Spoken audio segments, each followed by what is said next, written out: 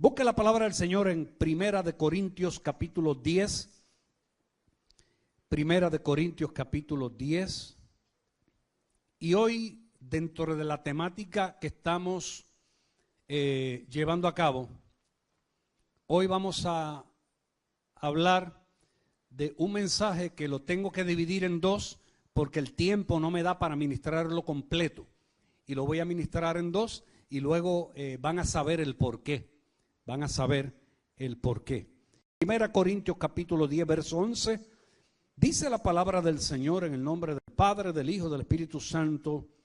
Amén. Marca la Biblia. Hazle un check mark alrededor de ese verso 11. Y dice la palabra de Dios: y estas cosas les acontecieron como ejemplo y están escritas para amonestarnos a nosotros. ¿A quién? A nosotros, a quienes han alcanzado los fines de los siglos. Así que el que piensa estar firme, mire que no caiga. Marque ese verso 11 y subráyelo, porque hoy vamos a hablar de eso. Hemos estado enseñando en los pasados sermones respecto al plan profético de Dios que Dios tiene para Puerto Rico, para los Estados Unidos y para el mundo. Y hemos estado enseñándole a la iglesia el lugar donde estamos y en la hora que es en el reloj de Dios.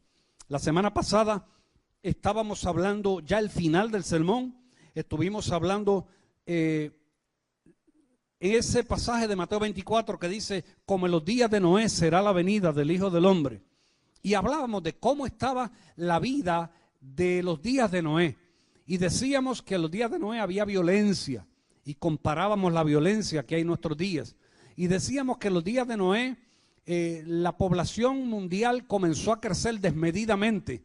Y decíamos que hoy día la población mundial está creciendo y enseñamos unas estadísticas. Y le decía a ustedes, los que no están aquí, que no estuvieron el domingo pasado, les vuelvo a repetir que todos los CD de esta serie de mensajes proféticos que llevamos completamente gratis, usted los puede recibir. Simplemente se los pide a mi hermana Liz Benny, que si no se dieron cuenta hoy está irreconocible. Le dieron un peinado extraordinario, usaron unos productos, peinilla caliente, crema negra, unas cosas así. Y le alisaron ese pelo, hermano, que quedó. Ella, que es chiquita, se acaba de enterrar debajo del mueble para que no la vean. Pero al salir usted se lo dice, que quedó preciosa. Hablábamos de tantas experiencias que la Biblia nos enseña de que el tiempo del fin está a las puertas. Y en los hombres, dice la Biblia, que en los días de Noé había un designio de siempre hacer el mal. Y vino Dios y miró sobre la faz de la tierra y miró que en el hombre el designio era de hacer las cosas mal, y entró Dios y tomó la decisión de exterminar aquella generación. Y solamente hubo misericordia con Noé. En el día de hoy vamos a explorar un principio fascinante de las Escrituras. Y si usted está escribiendo, usted le va a poner por tema a lo que vamos a estar desarrollando: todo lo que Dios hará ya lo ha hecho antes.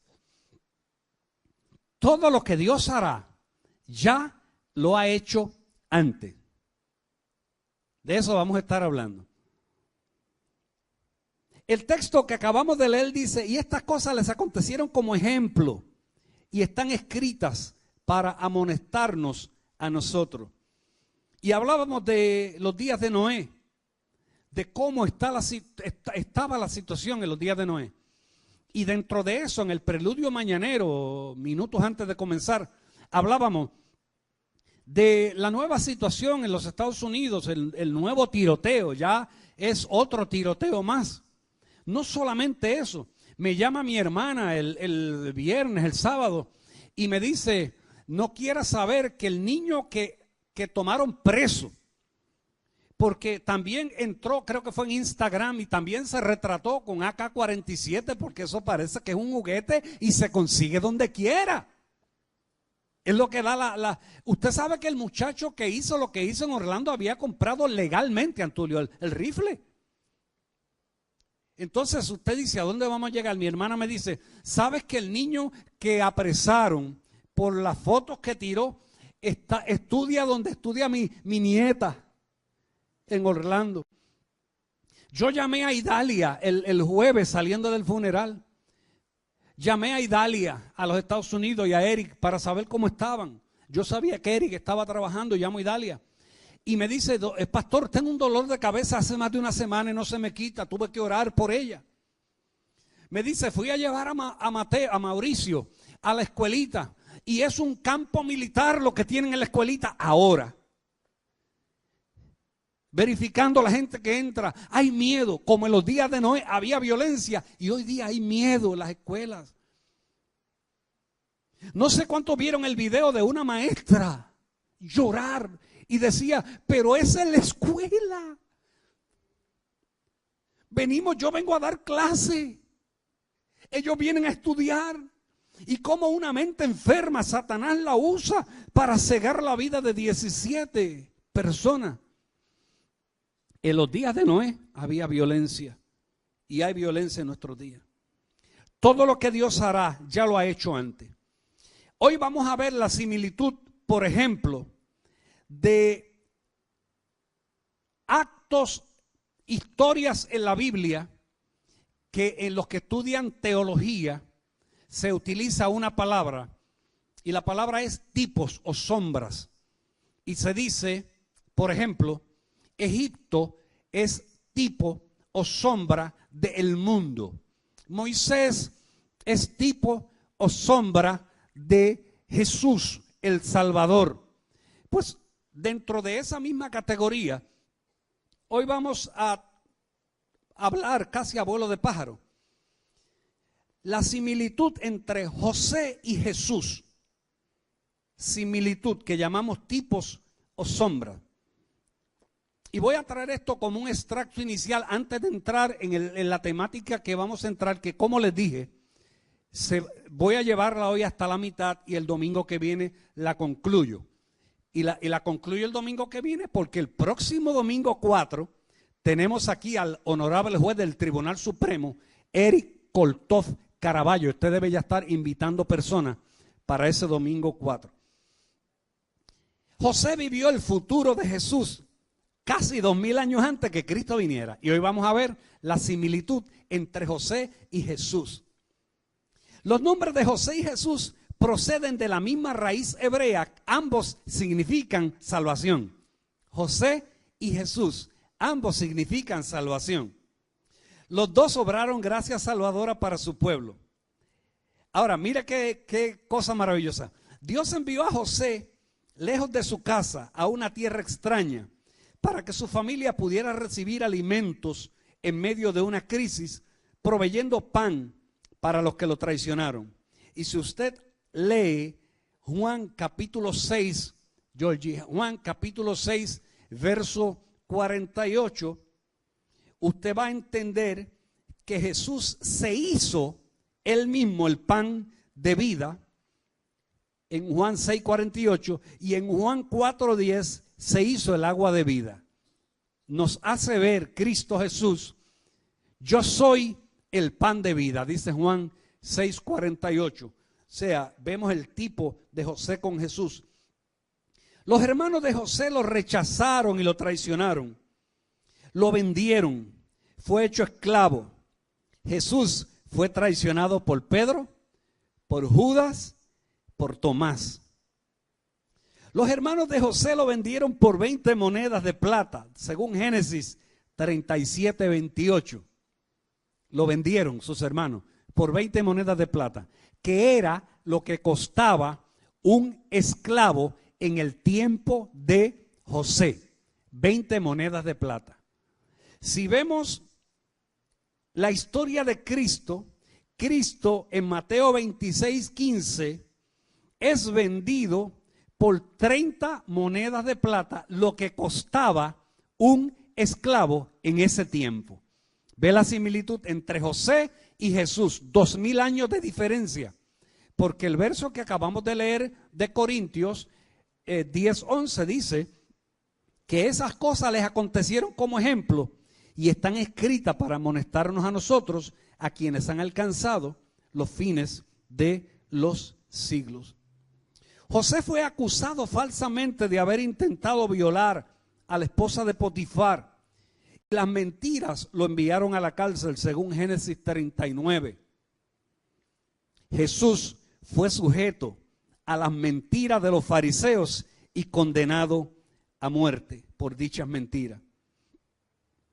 Por medio de un acto divino, José fue puesto en libertad y llevado al palacio, donde se sentó a la diestra del faraón, rey de Egipto. Y usted conoce la historia, cómo siendo extranjero llegó a ser el segundo detrás del hombre más poderoso del planeta Tierra. Jesús resucitó de entre los muertos y se sentó a la diestra de su Padre Celestial, exactamente copiando el plan de lo que hizo José. Ahora, esto se profundiza un poco más. Por eso es necesario que usted mire a quien está a su lado y si está bostezando o si tiene los ojos rojos, le da un codacito y le diga que no se duerma, porque la palabra se está poniendo ahora poquito más poderosa. José, oiga esto, José recorrió la senda que Cristo recorrería 2000 años más tarde. Escuche bien. Los hermanos de José viajaron a Egipto 3 veces antes de José darse a conocer a sus hermanos. ¿Se acuerdan de la historia? Que llegaron, los enviaron otra vez y después lo volvieron, llegaron donde José y José le dice, no, vuelvan y ahora me traen a mi hermano menor. Esa historia. Ellos fueron y vinieron 3 veces. ¿Cómo se traduce esa similitud de esos 3 viajes que hicieron sus hermanos a Egipto con Cristo? ¿Cómo se traduce esto? La conexión tiene que ver con Israel como pueblo. La conexión de esos 3 viajes que hicieron los hermanos de José a Canaán y de regreso, la conexión con Cristo tiene que ver con Israel como pueblo. La primera vez que los hebreos entraron a la tierra prometida, lo hicieron con Josué. ¿Usted se acuerda? El libro de Josué, ya Moisés muere, Moisés sube a la cumbre del monte Nebo y de allí le dicen, mira en las tierras pero no vas a entrar por haber golpeado la piedra, la roca.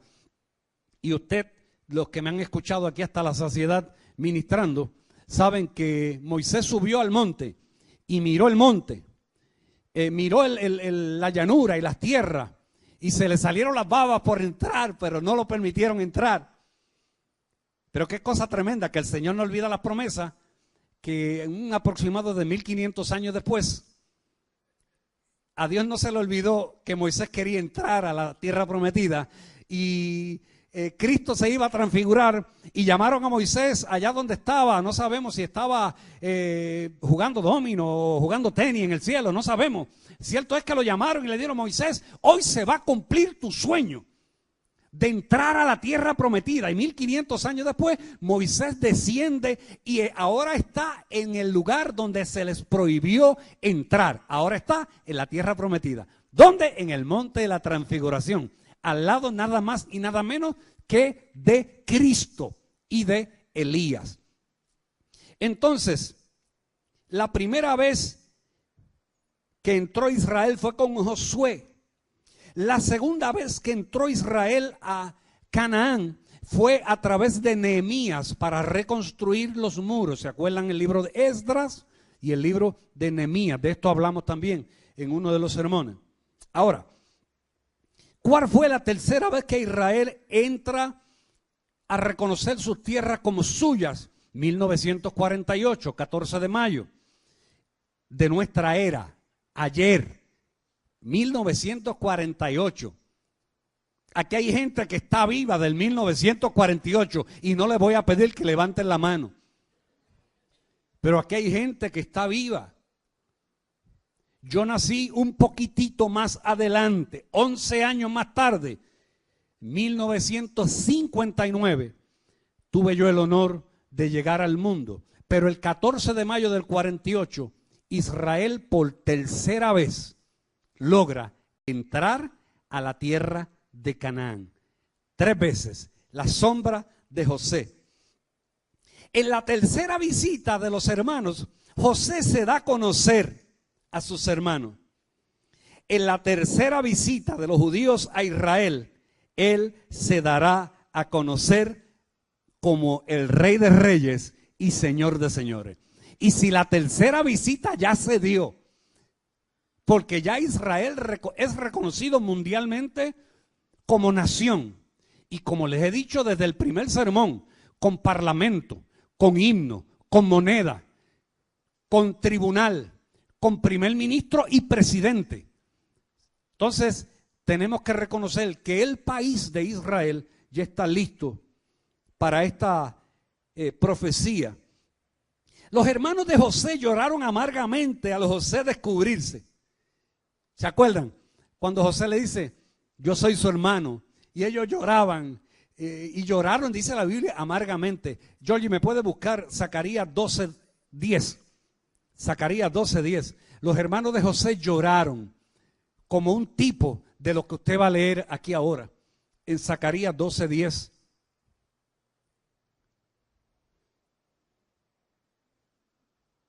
Y derramaré sobre la casa de David y sobre los moradores de Jerusalén espíritu de gracia y de oración, y mirarán a mí, a quien traspasaron, y llorarán como se llora por hijo unigénito, afligiéndose por él como quien se aflige por el primogénito. Las historias bíblicas son teología oculta. El ayer es una presentación dramática de lo que será el mañana. Todo lo que Dios hará, ya lo ha hecho. Estos tipos o sombras del ayer en el Antiguo Testamento los vamos a ver hoy. Hoy les traje, podríamos hablar de los tipos y sombras en la palabra de Dios en todo el Antiguo Testamento. Pero hoy yo voy a empezar, porque se los prometí, en los 7 subtemas iniciales que yo les dije que íbamos a entrar. Hoy vamos a entrar en un tema fascinante, pero fascinante. Ruth Arlene le fascina este tema y Luz Elisa también. Es un tema fascinante, pero hoy no me da el tiempo para entrar a discutir los temas completos. Por eso les dije que hoy va a ser esa primera parte. Estos tipos o sombras del ayer en el Antiguo Testamento que vamos a estar tocando, los vamos a ver comenzando hoy, ahora, en las 7 grandes fiestas de Israel como nación. Usted va a ver las 7 fiestas que celebra Israel como nación y qué significan esas 7 fiestas al día de hoy. Y usted va a ver que Dios, a través de la palabra que acabamos de leer de Primera de Corintios, nos sacude y nos dice, esas cosas que ellos vivieron, les acontecieron a ellos como admonición. ¿Para quién? Para nosotros, a quienes los fines de los siglos, si usted tiene la capacidad que yo sé que usted tiene, Pablo nos está diciendo, cuando estas fiestas comiencen a tomar un significado en la vida de ustedes, algo se aproxima. Y vamos a ver esas 7 fiestas. Y como les dije, no hay prisa. Llegamos hasta donde lleguemos y continuamos el domingo que viene. Para usted saber esas 7 grandes fiestas de Israel como nación y qué significan para nosotros como pueblo dentro de una conexión que empezamos por allá por el mes de enero, hablando de mensajes proféticos, hablando de que Cristo viene. Pastor, pero ¿qué tiene que ver 7 fiestas que hace Israel dentro del planteamiento de que Cristo viene? Pues lo vamos a ver paulatinamente, hoy dando el comienzo. Levítico número 23. Aparece el establecimiento de Dios decretando 7 ocasiones de adoración para guiar a Israel a través de los siglos hasta que venga el Mesías. Cada fiesta judía señala un futuro. Cada fiesta judía señala un futuro. Esto es un poquito más profundo de lo que tal vez usted puede. Yo sé que estos mensajes, pero Dios me ha dicho que tengo que predicarlo y tengo que ser responsable con ello. Cada fiesta judía señala al futuro. Si usted se acuerda, Dios creó el mundo en 6 días y descansó el día 6, no porque estuviera cansado, sino para enseñarnos un principio. ¿Cuál es el principio? Que después de la 6ª fiesta, el mundo entrará en un periodo de descanso. Y los hermanos que vienen los martes por la mañana, de 8 a 10 de la mañana los martes, me llevan al palo, hermano, me llevan al palo. Pastor, háblenos del milenio. Háblenos del milenio porque tenemos duda de quién va a vivir en el milenio. Y mi contestación es la misma, Procura salvarte y el milenio te va a parecer, olvídate. Después que te salve, tú entras al milenio y entras a la salvación, no tienes que preocuparte por nada. Pero queremos saber, y lo estamos discutiendo, y tal vez el martes entremos a hablar un poco más en detalle del milenio. Ahora bien, la palabra hebrea para fiesta es moed, que significa tiempo fijo señalado. Eso es una fiesta. Tiempo fijo señalado. Cuando nos invitan a una boda, una fiesta de boda, nos dicen, comienza a tal hora. Y ese es el tiempo fijo señalado. Igualmente cuando nos invitan a una actividad festiva en épocas navideñas, pues le dicen, mira, la actividad comienza a esta hora. Y si es una boda, ahora mismo la moda de la boda es un desayuno. Y si es un desayuno, usted no puede llegar a las 12, porque es un desayuno, es un tiempo fijo. Usted tiene que llegar más temprano en la mañana. Ahora, las 7 fiestas son un plan divino de lo que le espera a Jerusalén, a Israel y al mundo. Y cada fiesta es un indicador. Lo vamos a ver hoy. Las fiestas en Israel tienen lugar en 2 estaciones. Si usted es fanático de la palabra de Dios y lee la palabra de Dios, usted va a ver que en el libro de Oseas, uno de los libros más fascinantes de la Biblia, extraordinario, libros que sacuden el alma de uno, el libro de Oseas es uno. Y usted me dice, pastor, por favor, sí, porque Oseas fue el profeta que Dios lo mandó a casarse con una prostituta, con una ramera. Y el hombre de Dios, el hombre íntegro, Dios lo manda y le dice, vete al pueblo, pregunta, ¿quién es la ramera más ramera? Búscala y cásate con ella. Ah, y te casas frente a la gente. Ah, y quiero que la embarace para que ella tenga hijos, porque todo eso lo voy a usar para presentarle al pueblo un mensaje. Señor, de verdad que la gracia es grande y no lo hiciste conmigo. Gloria a Dios. Oseas habla de 2 eventos, la lluvia temprana y la lluvia tardía. La primera vino como el Salvador sufriente, la primera vez que Cristo viene. Esas son las 2 estaciones diferentes que se celebran en Israel, reflejando las 2 apariciones de Cristo. Cuando usted lea Oseas, usted va a ver que Oseas habla de la lluvia temprana y la lluvia tardía, lo que quiere decir en un símbolo de que Cristo vendría 2 veces al planeta Tierra. Uno en la lluvia temprana y otro en la lluvia tardía. La primera vez vino como el Salvador sufriente, pero la segunda vez vendrá como el Rey de Reyes y Señor de Señores. La primera vez lo arrastraron ante Herodes y Pilato. La segunda vez, Pilato y Herodes se arrastrarán delante de él. Y la gente me dice, pastor, pero si está muerto. Sí, pero hay un juicio de las naciones. Y en el juicio de las naciones, Adolfo Hitler saldrá de entre los muertos a enfrentarse a Cristo. Benito Mussolini saldrá de entre los muertos a enfrentarse a Cristo.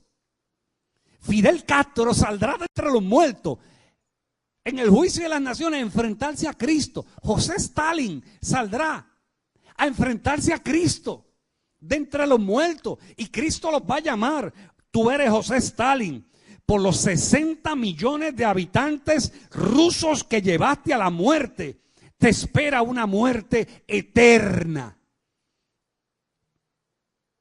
Y así será con todos los dictadores que llevaron a sus países a una crisis. Pol Pot en Camboya, Nicolae Ceausescu en Rumanía. O sea, gente que arrastraron a sus países a una crisis. Un día se enfrentarán delante de la presencia de Jesús. Las 4 primeras fiestas nos llevan desde el comienzo de la primavera hasta la cosecha de la cebada.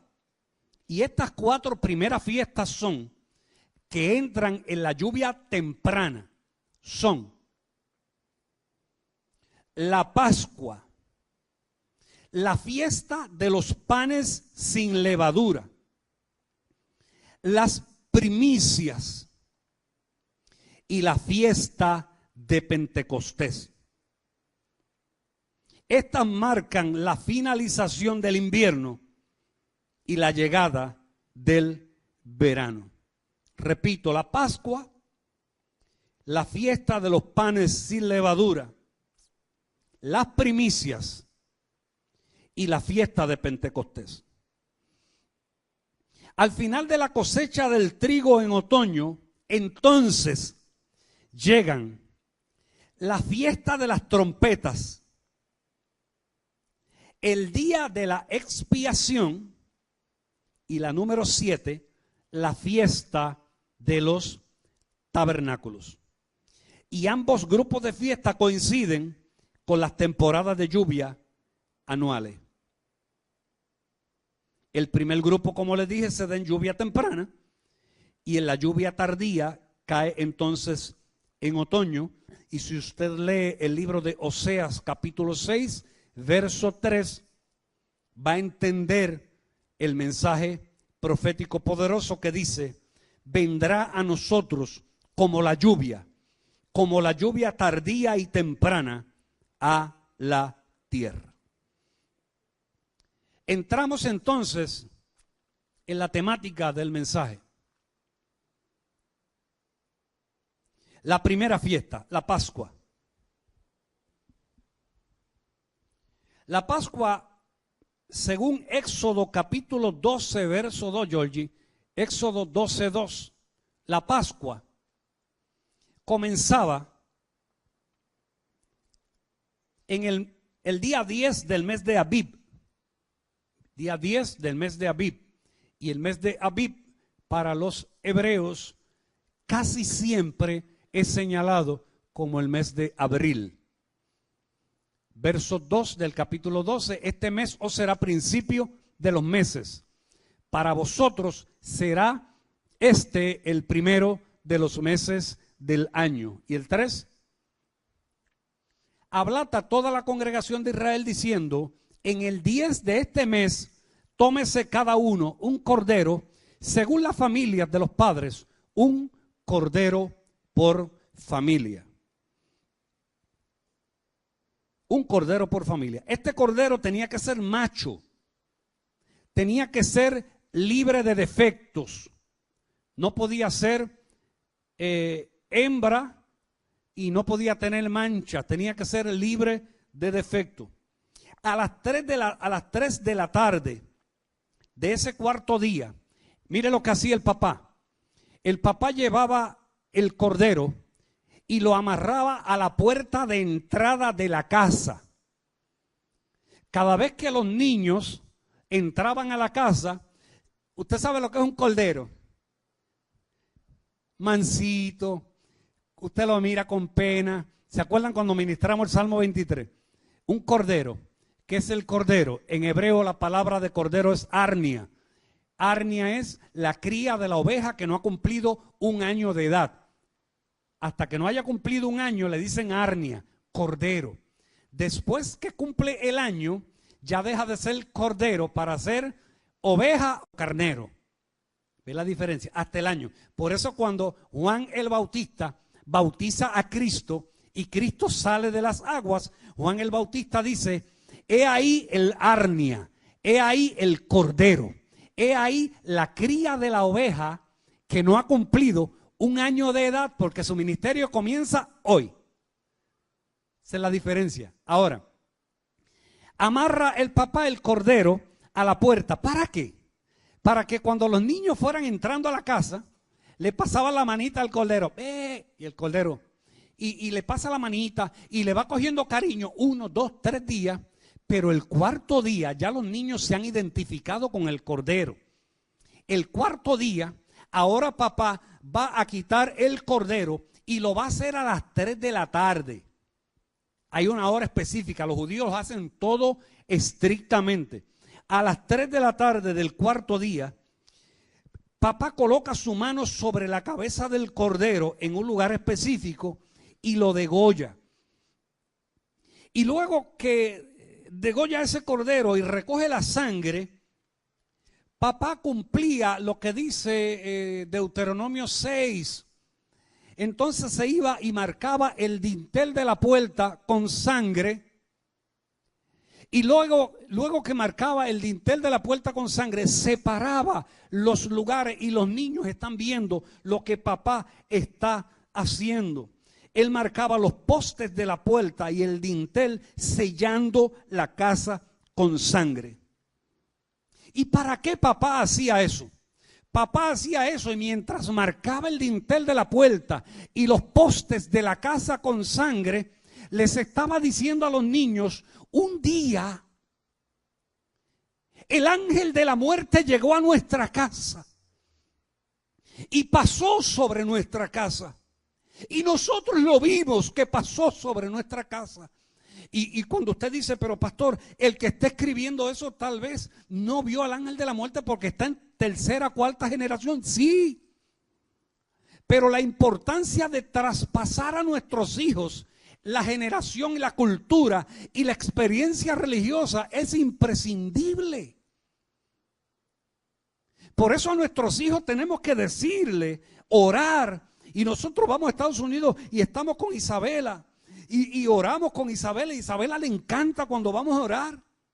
Esta semana atrasada estaba orando, hermano. Ella ora por todo el mundo. Es lo que mamá le ha enseñado. Pero lo más que me gusta es que primero ora por abuelo y abuela. Ahí botó la bola. Primero es abuelo y abuela y después los demás. Muy bien, hágalo así. Marcaba la puerta. Pero papi, ¿qué significa? Pero papi, ¿qué denigrante? El olor a sangre. Pero papi, se ve feo, están manchando la casa. Shh. Un día el ángel de la muerte pasó sobre nuestra casa. Y como teníamos sangre de cordero sin mancha, el ángel de la muerte pasó. Pero papi, ¿y si nosotros ese día no hubiésemos tenido sangre marcada en la puerta? Entonces papá miraba al mayorcito y le decía: pues tú hubieses muerto esa noche, porque los primogénitos de las casas donde no había sangre en la puerta morían. Esa era la experiencia de la fiesta de la Pascua. El ángel de la muerte pasaba de largo. Esa noche Israel aprendió el significado de ser redimido por sangre. Jesús cumplió el significado ritual de la Pascua. De hecho, Georgie, si me busca Juan 19:6, El cordero tenía que ser sin defecto. El cordero tenía que ser perfecto. Mira lo que dice Juan 19:6. Yo lo tengo escrito, pero quiero que usted lo lea. Y cuando le vieron los sacerdotes y los alguaciles, dieron voces diciendo: crucifícale, crucifícale.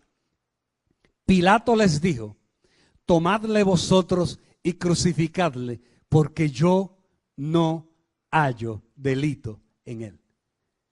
Ese cordero que está frente a Pilato es un cordero perfecto, sin pecado, y Pilato lo reconoce. Yo no hallo delito en él. Ahora, el 14 de Abib del año 33 después de Cristo. Mire, yo estoy fascinado.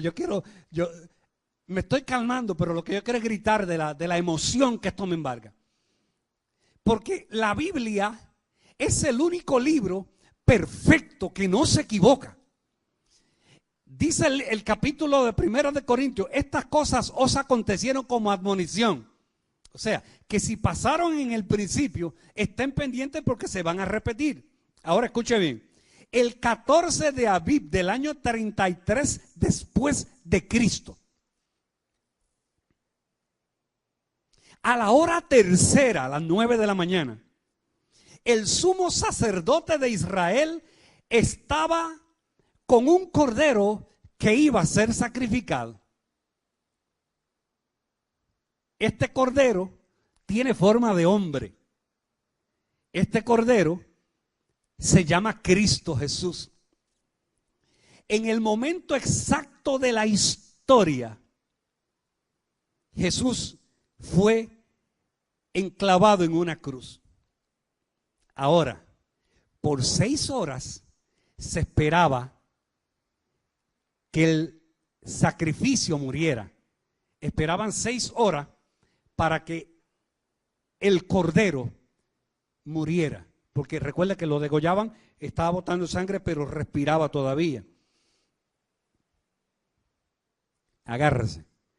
A la hora 9, a las 3 de la tarde, por reloj, a la hora 9, el sumo sacerdote subía al altar del sacrificio en el templo y ofrecía el cordero.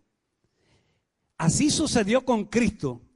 Y en Juan 19:30, el sumo sacerdote que entró a los lugares celestiales llamado Jesús, exclamaba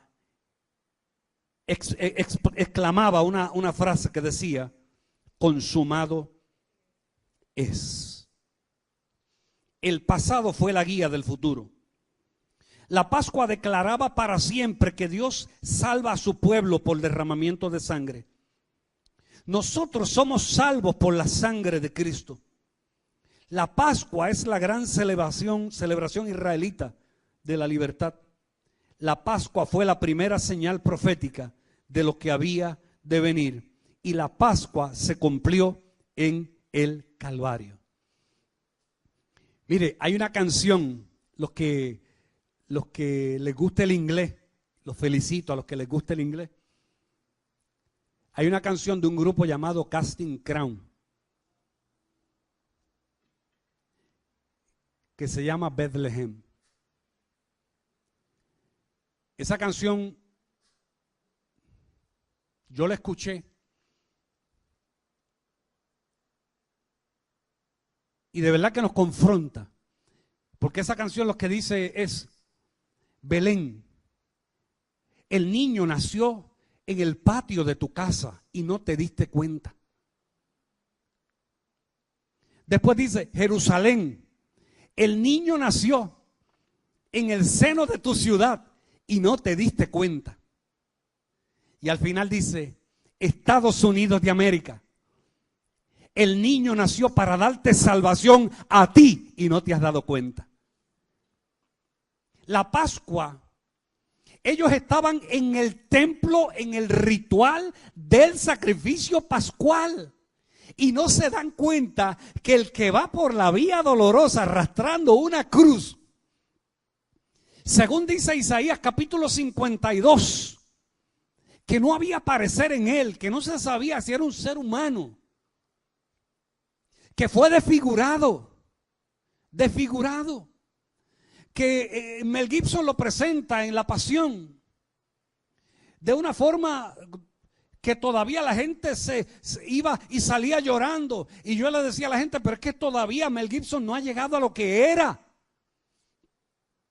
Ahora bien, la parte 2, para los que no lo sepan, ya comienzan a trabajar la parte 2 de La Pasión, se va a titular La Resurrección, por Mel Gibson también, y el mismo actor que hizo de Cristo. Isaías dice que no había parecer en él. Y ellos no se dan cuenta que mientras están matando un cordero en el templo, el Cordero de Dios que quita los pecados del mundo estaba en el monte, clamando al Dios del cielo, expresando 7 frases lapidarias. Dios mío, ¿por qué me has abandonado? Mujer, he ahí tu hijo, hijo, he ahí tu madre. Hoy estarás conmigo en el paraíso, sed tengo. Consumado es. Palabras lapidarias, y ellos están tan sumergidos en una religiosidad que no se dan cuenta que al levantar la vista y ver el monte de la calavera, podían ver que el Cordero de Dios estaba expirando, y no se dieron cuenta. La fiesta de la Pascua se les celebraba en sus ojos y no se dieron cuenta. La Pascua es la gran celebración de libertad de Israel. La Pascua fue la primer señal profética de lo que habría de venir, y su significado se cumplió en el Calvario.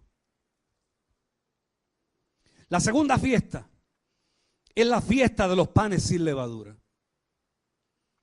Esa es la segunda fiesta de Israel, la fiesta de los panes sin levadura. Y yo quiero cogerlo suave, y muy probablemente llegue hasta esta fiesta en esta mañana. Y se lo digo porque los que venimos de iglesias pentecostales, cuando íbamos al mensaje de las 7 palabras, ¿te acuerdas, Jimmy? Que íbamos al mensaje de las 7 palabras y el pastor decía, y ahora vamos para la palabra 2. Y usted decía, le quedan 5. A rayo, y usted sacaba cuenta, decía, salimos de aquí a las 6 de la tarde, llegamos a la 1, sacando cuenta.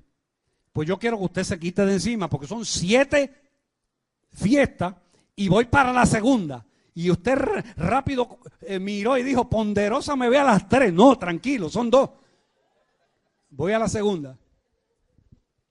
La segunda fiesta es la fiesta de los panes sin levadura.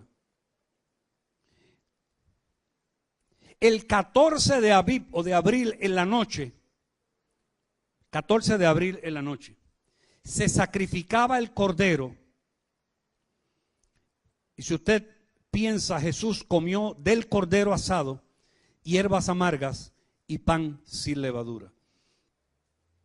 Esta comida era conocida por el bocado, así se llamaba a la comida de la fiesta de los panes sin levadura. Se le llamaba la comida del bocado.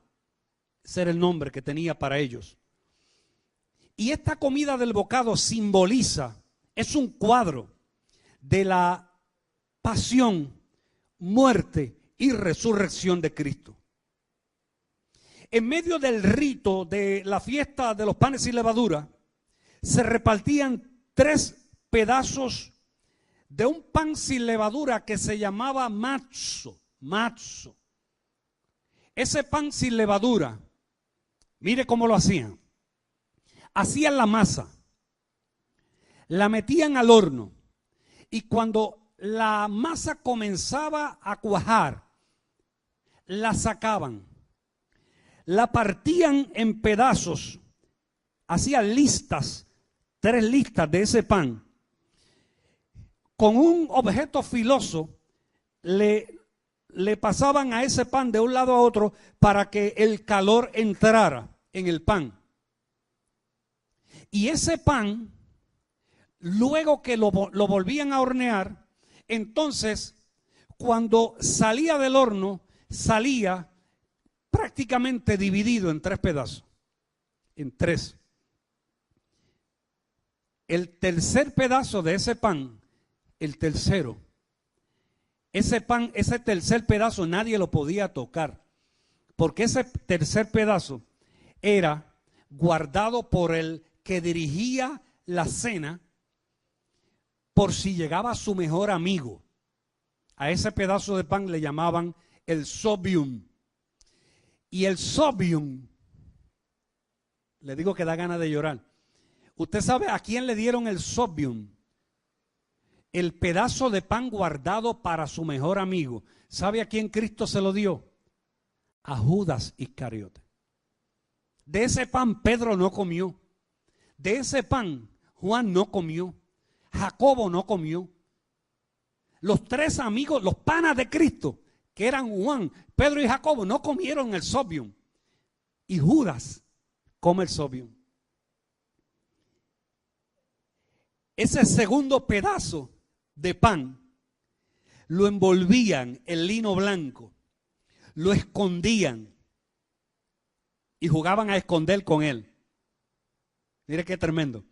El segundo pedazo lo escondían en lino fino, un pedazo de tela que nadie hubiese usado antes, nuevo. Escondían el pedazo. Entonces lo escondían en una parte de la casa y jugaban a esconder a ver quién encontraba el pedazo de pan. Y el que lo encontraba, se formaba una algarabía cultural de gritería y alegría porque alguien había encontrado el pan. Y por supuesto se lo comía la persona que lo había encontrado. Este segundo pedazo de pan era un cuadro claro de cómo Cristo, el pan de vida, sería molido, perforado por la espada, envuelto en lino y puesto en una tumba. En una tumba. La noche que Cristo fue traicionado, comió la última cena en la cual se podía comer pan con levadura antes de la fiesta. Y con sus discípulos les dijo que el pan de vida era su cuerpo que sería partido por ellos. Cuando usted lee cómo Cristo en el capítulo 52 de Isaías introduce al capítulo 53. Y en el 52 dice, de tal manera fue desfigurado tu rostro.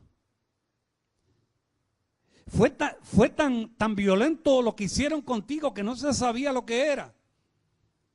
Y ese 52 introduce al capítulo 53 que decía San Agustín que para él el capítulo más triste de la Biblia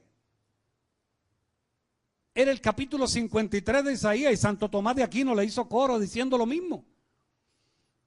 Despreciado y desechado entre los hombres, varón de dolores, experimentado en quebrantos, y como que escondimos de él el rostro, fue menospreciado y no lo estimamos. Ciertamente llevó él nuestras enfermedades y sufrió nuestros dolores, y nosotros le tuvimos por azotado, por herido de Dios y abatido, mas él herido fue por nuestras rebeliones, molido por nuestros pecados. El castigo de nuestra paz fue sobre él, y por su llaga fuimos nosotros curados. Hay alguien enfermo aquí que pueda decir esta mañana: por su llaga yo soy curado, en el nombre de Jesús. En el nombre de Jesús. Su cuerpo sería partido en aquel día. Ahora bien, en la Biblia la levadura es tipo del pecado, porque la levadura representa el orgullo, la arrogancia que lleva a los hombres a creer que pueden vivir sin Dios. ¿Ha visto usted gente? Yo veo esto mucho en actores de cine. Actores famosos, fascinantes, actores que impactan con su personalidad, actores que son favoritos. Un actor que yo admiro, que la gente me dice, Avi, en la calle, ¿cuál es tu actor favorito? Y yo sin Sin pensarlo le digo, Morgan Freeman. Extraordinario actor. Todo lo que hace Morgan Freeman son películas que ponen a uno, hasta la voz de él, hermano, hasta la voz fascina. Y cuando le preguntan sobre tu creencia, soy agnóstico. ¿Crees en Dios? No, Dios es una, yo creo en el conocimiento que nos acerca más a una, es el conocimiento que... Actores en una categoría que usted los ve y usted dice, pero ¿cómo es posible que un hombre que ha llegado a millones de personas no puede reconocer que hay un Dios de dioses y Señor de señores? Usted los ve vacíos, arrastrando los pies. Usted los ve que usted dice, pero Dios mío, pero es que no se parece a lo que él presentaba en película. Sin embargo, usted dice, pero es que los actores todos son iguales. No, todos son iguales. Hace poco llevaron a uno a una graduación. Este no es muy reconocido como Morgan Freeman, pero se llama Denzel Washington. Y se paró detrás de un micrófono y le dijo a la graduación y le dijo a los estudiantes, ustedes me ven a mí, yo he producido decenas de millones de dólares para el entretenimiento, pero hoy les tengo que, búsquelo en internet, mire, usted se lo va a gozar, le dice, pero hoy tengo que decirle que un día partiré de este mundo y no me llevaré $1 de los que yo generé, porque estaré delante de mi Dios cara a cara y lo veré tal cual es. Oh, wow. Fascinante. Gente que no han vendido. Si usted no lo sabe, Denzel Washington es hijo de un pastor protestante. Hijo de un pastor. Y usted lo ve de los pocos que queda con su esposa y sus hijos. De los pocos. Hermano, no podemos vender nuestra primogenitura por 3 pesetas. No la podemos vender. Nuestra primogenitura vale demasiado para que usted venda lo que Dios hizo por usted. Y lo que Dios hizo por mí yo lo voy a llevar al pie de la letra hasta el día que Cristo me llame o Él venga por mí. Por eso decimos esta mañana que en la Biblia la levadura es tipo de pecado y representa orgullo y arrogancia. Éxodo 12:15 dice que el que de los israelitas que comiera pan con levadura durante la fiesta sería cortado del pueblo. Búscame Éxodo 12:15, Georgie, por favor. Si alguien durante las fiestas no le gustaba el pan sin levadura y le echaba levadura al pan, 7 días comeréis pan sin levadura. Y así el primer día haréis que no haya levadura en vuestras casas. Porque cualquiera que comiere leudado, o sea, pan con levadura, desde el primer día hasta el 7º será cortado de Israel. Si usted, como a su pastor, le gustaba el pan sobao o de agua, usted se lo comía en las fiestas y lo sorprendían comiendo pan y era expulsado del pueblo por comer pan durante las fiestas.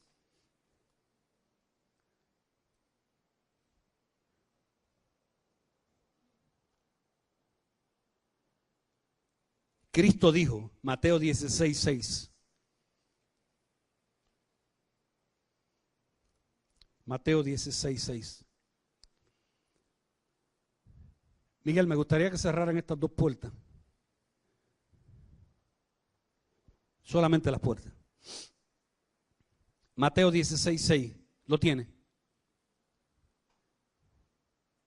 Jesús les dijo, mirad, guardaos de la levadura de los fariseos y los saduceos.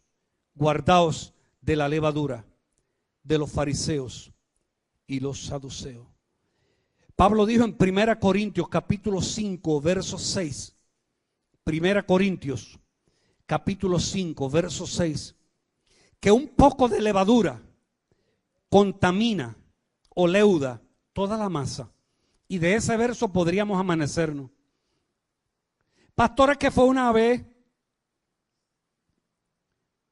Pastor, es que lo hice, pero hay otro que dice, pastor, pero si eso no es nada. Yo les conté a ustedes con la manguera echando gasolina en el vehículo de nosotros un domingo, y yo estoy echando gasolina y el Señor me dice, mírate la mano. Y yo Señor, pero es perriel. Y el Señor me dice, y el que pasa por ahí no ve que es perriel, la ve verdecita y dice, el pastor se la está dando. Es una Heineken. ¿Qué yo hice? Terminé de tomármela y boté la botellita.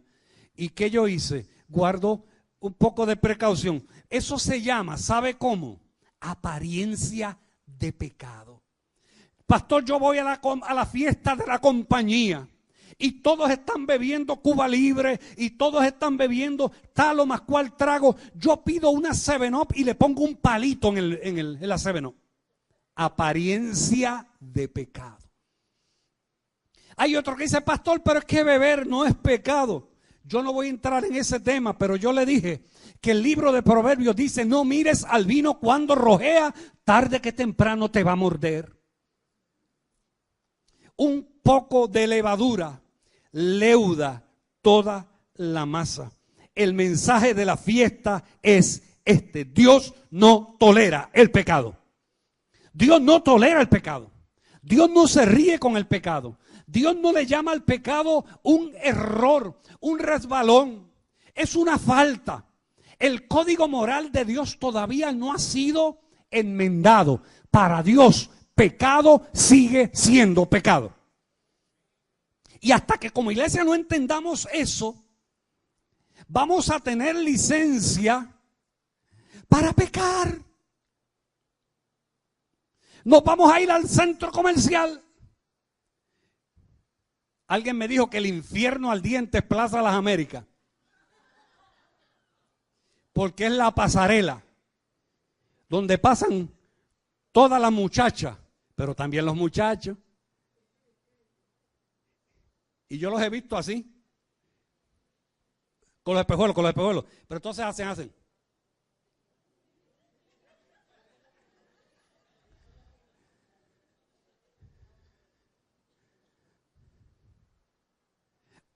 El pecado no ha sido enmendado, sigue siendo pecado. Nadie te está mirando. Y tú miras para allá y nadie te ve. Y para acá nadie te ve. Y para acá nadie te ve. Pero de arriba hay alguien que te está mirando y se está riendo y te está diciendo, cabezón, deja de pecar. Dios nos está llamando a vivir vidas santas. Dios nos está llamando a vivir vidas de carácter. Dios nos está llamando a vivir vidas de compromiso. Dios nos está llamando a vivir una vida, ¿se acuerdan de aquella palabra que parecía una vida en sofroneo?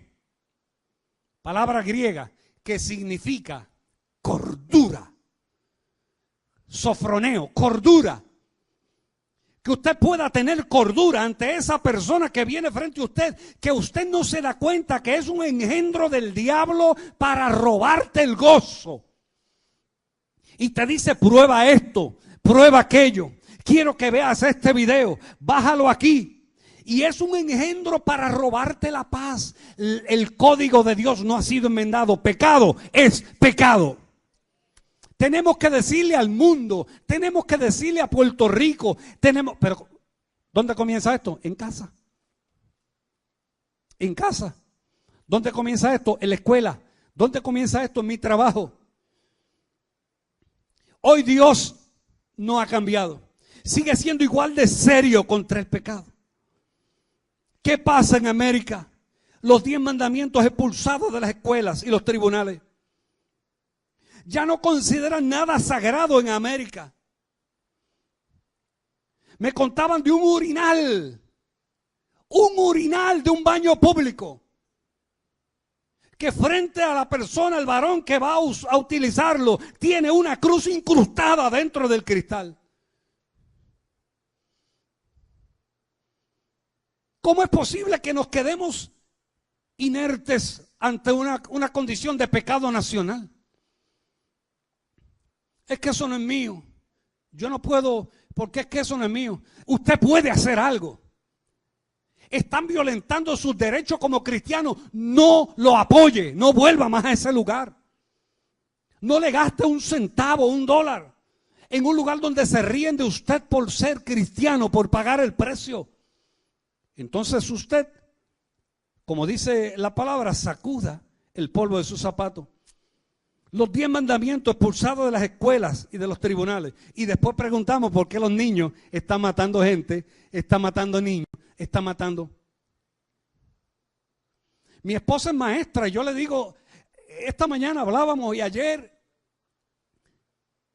hermano, yo tengo que cubrirla porque mi esposa está dando clases en una generación donde usted no le puede decir a los niños algo porque el niño va y se lo dice a papá y papá viene y le pega al profesor.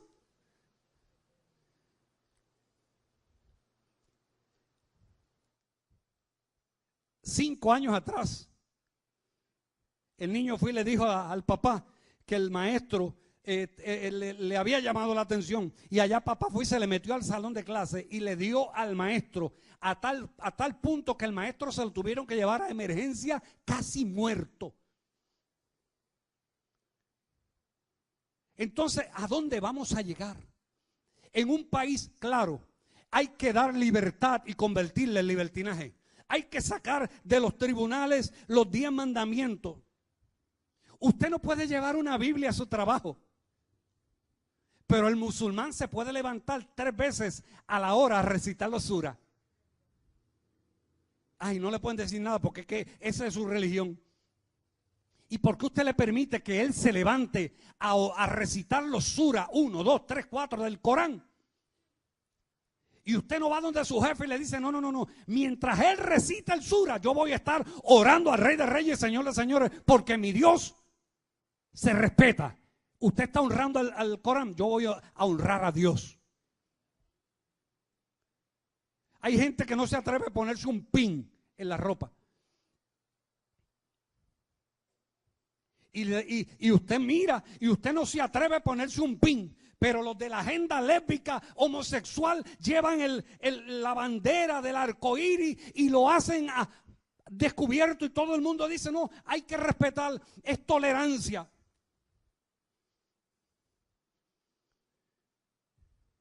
Tres veces se usa la palabra tolerancia en la Biblia, 3. En dos de las 3 veces que se usa la palabra tolerancia, en 2 se utiliza como una mala palabra.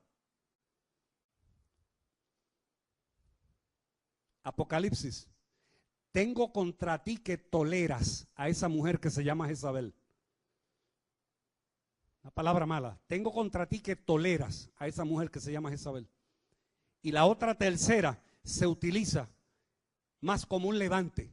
No es como una aprobación, es como un levante. Entonces, ¿a dónde estamos? Ya no se considera nada sagrado en América. La semana pasada hablábamos aquí, le decía que 5,000 bebés son abortados cada día en América. 5,000 bebés. 53,5 millones desde el 1973 hasta hoy han sido abortados en Estados Unidos. Y tomamos como consideración y comparación la nación de Argentina, que tiene 42 millones de habitantes. ¿Cuántos seres humanos han sido muertos? ¿Dónde están las normas de justicia? Políticos corruptos descubiertos abiertamente. Y hermano, esto sí que llora ante los ojos de Dios. El que un político corrupto sea sacado a la luz, eso está bien, que lo hagan. Pero el que un político corrupto, señalado abiertamente, decida volver a correr en las elecciones y la gente vuelva a votar por él, eso no tiene nombre. Y alguien me dijo una vez, es que cuando él estaba había dinero y corría el dinero. Entonces mi contestación es, entonces tú prefieres el dinero, no importa de la situación donde venga. Es como el que vende droga y dice, no, pero mis hijos no la usan. Yo me he hecho rico, pero te haces rico por el dolor de los demás. ¿Dónde está la norma de justicia, honor, integridad? Sin esas tres características la nación se hundirá. Búscate Proverbios 13:34. Este verso tienes que escribirlo. Tienes que buscarlo en la Biblia y circularlo para que se lo diga a los compañeros en la escuela, en tu trabajo. Para que se lo digas a la gente que te rodea. Proverbios 13:34.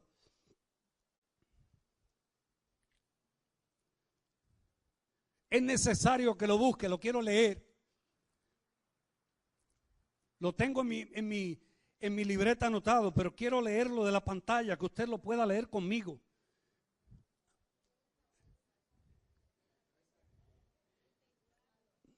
Proverbios 13:34.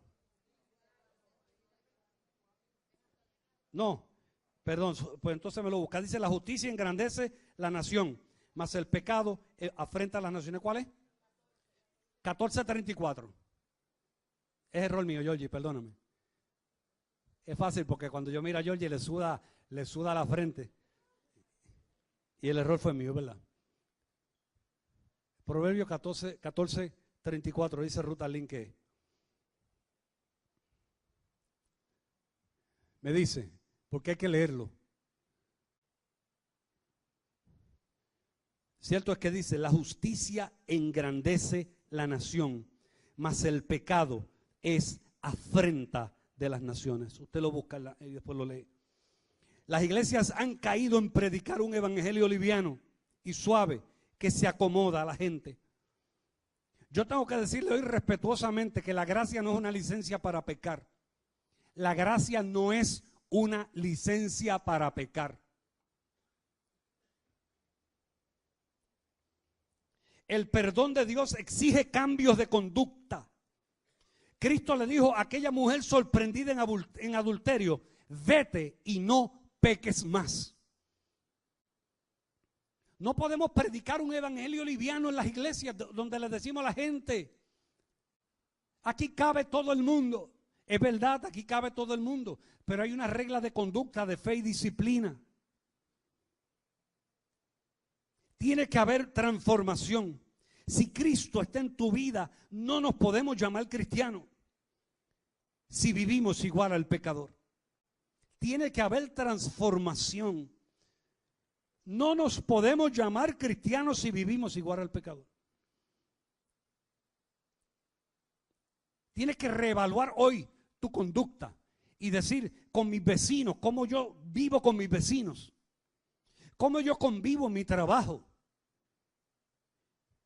cómo yo vivo en mi casa. No podemos llamarnos cristianos si vivimos igual al pecador. La fiesta de los panes y levadura tienen vigencia hoy. Dios no tolera el pecado. Sodoma y Gomorra fueron aniquilados porque no se encontró ni siquiera 10 justos allí. 10. Y yo les dije que la Biblia menciona las dos ciudades más grandes, pero el día que Sodoma y Gomorra ardieron 4.